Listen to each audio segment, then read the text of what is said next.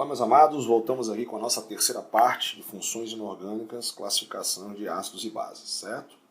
Então nós vimos aqui a teoria de dissociação de arrênios, vimos a definição de arrênios para ácidos, fizemos alguma classificação quanto à presença do oxigênio, quanto à quantidade de hidrogênios ionizáveis, começamos quanto à força dos ácidos e agora nós vamos para a exceção. Essa regra aqui de que a quantidade de oxigênio menos a do hidrogênio criada por Linus Pauling, certo? Muito cuidado, porque existem as exceções, né? A quantidade de oxigênio menos da do hidrogênio, se der 3, ele é muito forte, se der 2, forte, se der 1, fraco e moderado, se der 0, muito fraco. Existem duas exceções. Quem são eles? O H2CO3, que se você fizer 3 menos 2 vai dar 1. E o H2SO3, o ácido sulfuroso, também se você fizer 3 menos 2, ele também vai dar 1. E pela tabelinha aqui, ó, ele seria um ácido fraco. Né? Ele seria fraco, mas ele não é fraco, certo? Ele é muito fraco. Por que, Sandro? Eu vou explicar para você. O H2CO3 e o H2SO2, eles são exceções dessa regra porque eles são muito instáveis. Né? O H2CO3, ele espontaneamente se decompõe em H2O e CO2 gasoso. Então, aqui líquido, H2CO3, ele se decompõe espontaneamente, então ele é um ácido fraco. Do mesmo jeito que o H2SO3, ele não é fraco nem moderado, ele é muito fraco, porque ele também se decompõe espontaneamente. Desculpa, acho que eu botei um mais aqui em cima, ficou parecendo que estava em cima, né? Ele se decompõe espontaneamente em SO2 gasoso. Certo? Vou botar a setinha para cima para frisar que ele é gasoso. Então, como ele se decompõe espontaneamente, eles não são considerados ácidos fracos ou moderados. Eles são ácidos muito fracos.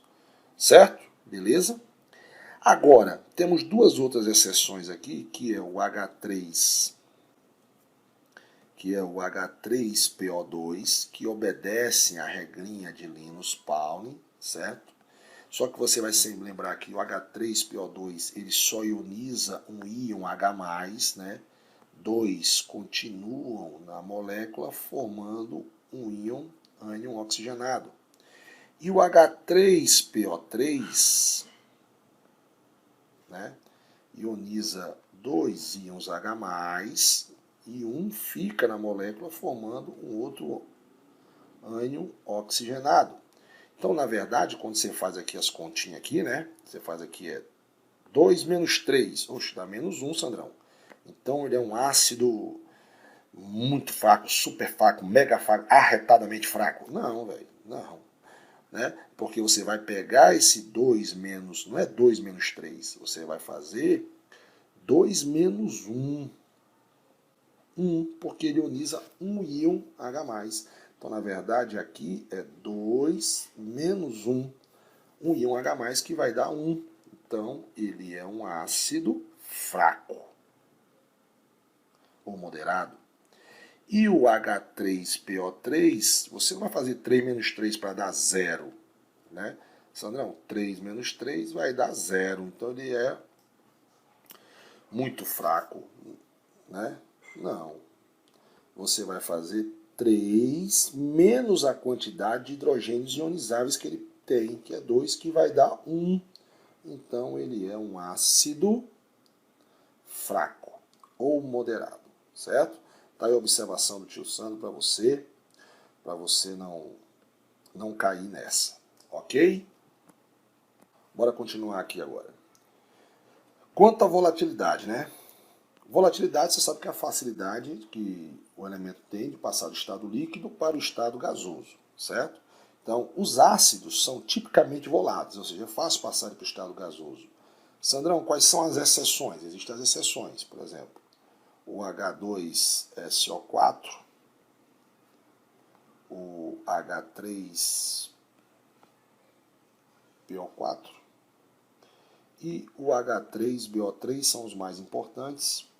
A gente chama de fixos ou não voláteis, certo? Isso quer dizer o quê? Isso quer dizer que esses ácidos aqui, eles têm elevado ponto de ebulição. Mas os ácidos que são tipicamente voláteis, eles têm baixo ponto de ebulição, certo? Então, os voláteis, baixo ponto de ebulição, os fixos ou não voláteis, elevado ponto de ebulição, tá aí os três. Ácido sulfúrico, ácido fosfórico e ácido bórico, ok?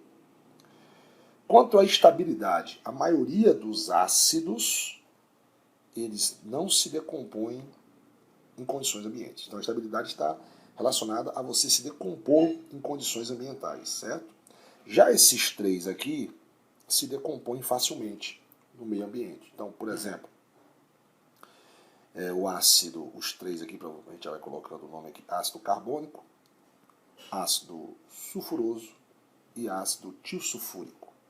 Ele se decompõe. Então vou fazer aqui vou tentar fazer aqui do ladinho pra gente ver se dá para fazer aqui. Aumentei a tela aqui para mim.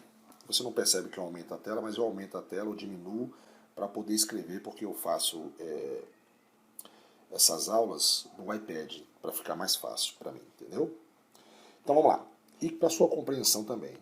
Então eu tenho aqui, ó, H2CO3. Então H2CO3, ele se decompõe, e a gente já fez lá em cima, né, facilmente em H2O e CO2, certo? Vou botar a setinha para cima para indicar que ele é gasoso, né? Então H3CO3 em condições ambientais ele se decompõe em H água e dióxido de carbono. O H2SO3 ele também é um ácido instável, porque se decompõe facilmente no meio ambiente. Ele produz água e SO2 gasoso. Certo? Setinha para cima para indicar que ele é gasoso. Já o ácido tiosulfúrico, e eu vou explicar nas nossas aulas por que ele se chama tiosulfúrico. É por causa do tio Sandro? Não, não é por causa do tio Sandro. Queria muito eu ter essa honra. Ele se decompõe em água, em SO2 gasoso e se decompõe também em enxofre, que nesse caso ele vai precipitar. Então esses são os três ácidos instáveis. Esses ácidos aqui são instáveis. Ok, meus amados? Beleza?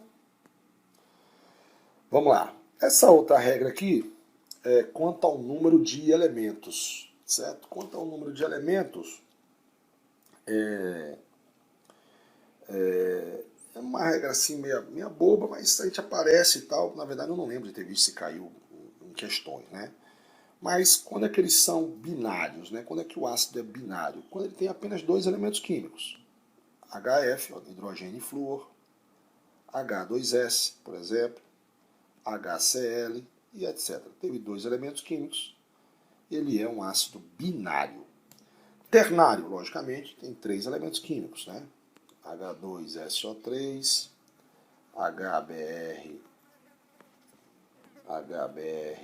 HBrO4 e assim sucessivamente, né? HNO2 e etc. Ternários são ácidos que têm